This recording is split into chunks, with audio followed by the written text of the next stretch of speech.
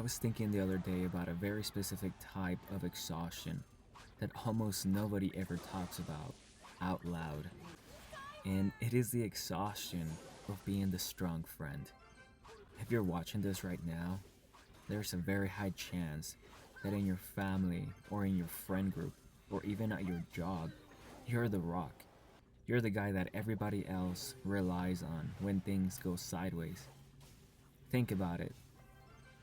When one of your buddies is going through a massive, messy breakup and needs to vent at 2 in the morning, you're the guy that he calls. When a family member gets in a financial bind and needs help, you're the one they ask. And if a plan falls apart, you're the one who is expected to just step up, take control, and figure out the logistics. Over the years, you have built this reputation of being completely unshakable.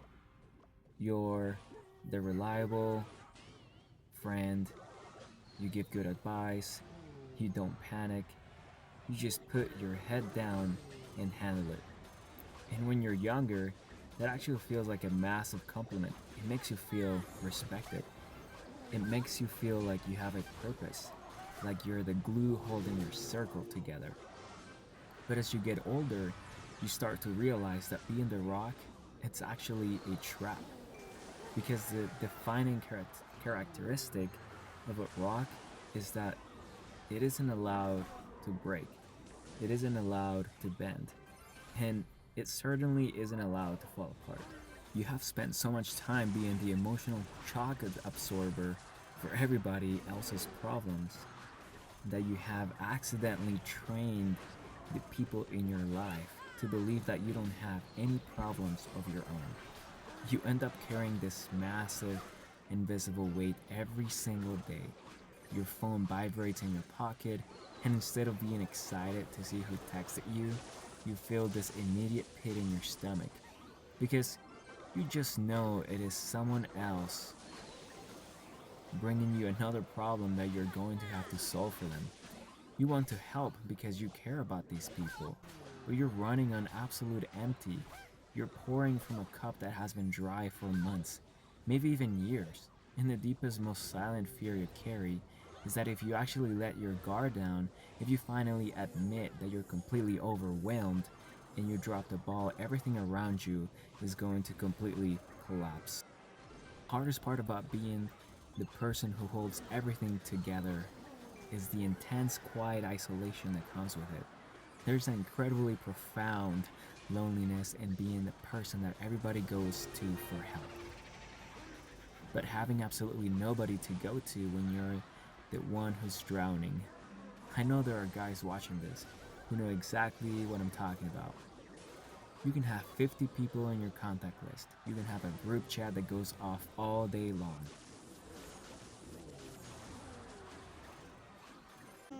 Hardest part about being the person who holds everything together is the intense, quiet isolation that comes with it. There's an incredibly profound loneliness in being the person that everybody goes to for help. But having absolutely nobody to go to when you're the one who's drowning. I know there are guys watching this who know exactly what I'm talking about. You can have 50 people on your contact list. You can have a group chat that goes off all day long. But when you're sitting in your room at midnight, staring at the ceiling, feeling an absolute wave of anxiety or depression hit you, you scroll through your phone and realize there's not a single person you can actually call. Because calling them would mean breaking character. It would mean shattering that illusion that you're always the strong one. And honestly, you're probably scared that if you did reach out, they wouldn't even know how to handle it. Because they have never had to take care of you before. This creates a dynamic where your own life starts feeling like an endless series of obligations. It is why so many guys do that thing where they pull into their own driveway after work, but they put the car in park and just sit there in the driver's seat for 20 minutes staring blankly out at the windshield. Have you ever done that? You sit in the silence of your car, not looking at your phone, not listening to music, just existing in that little metal box. Because you know that the second you open that car door and walk inside, somebody's going to need something from you. The car is the only place left in the universe where nothing is expected of you.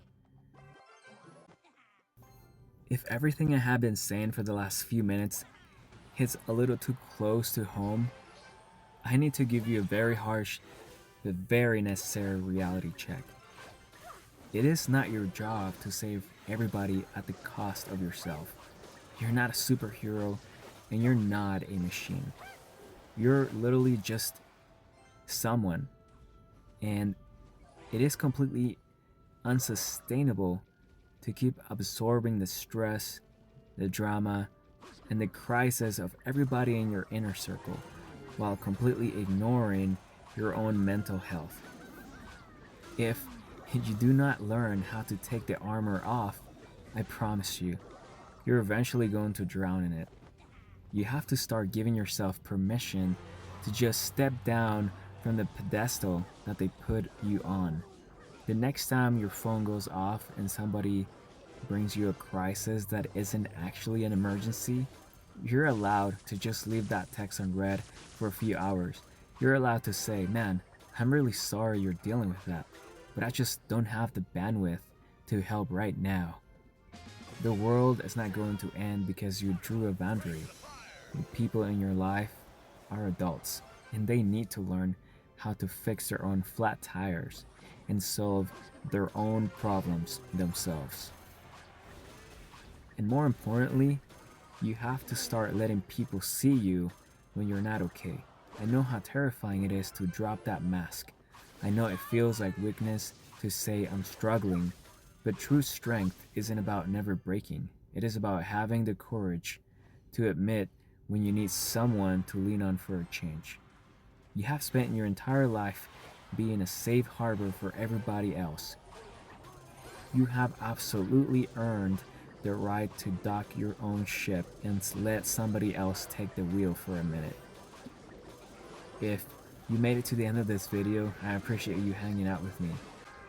If you are the rock to your friends, drop a comment. Let me know I'm not the only one sitting in the driveway for 20 minutes before going inside. Let somebody else handle the heavyweight tomorrow, okay? I'll catch you in the next one. Take it easy, bro.